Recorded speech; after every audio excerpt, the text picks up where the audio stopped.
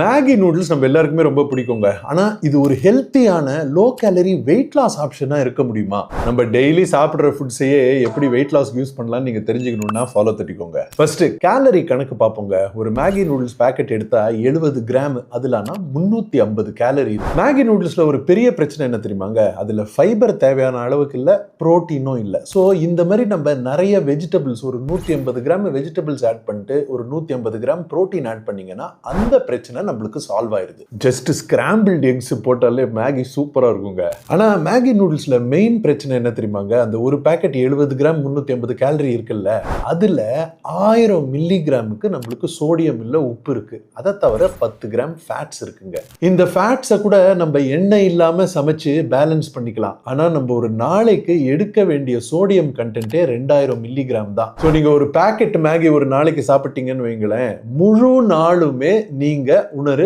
1000 milligram உப்பு தான் எடுக்கணும். அது கொஞ்சம் கஷ்டமா இருக்கும் நம்மளுக்கு.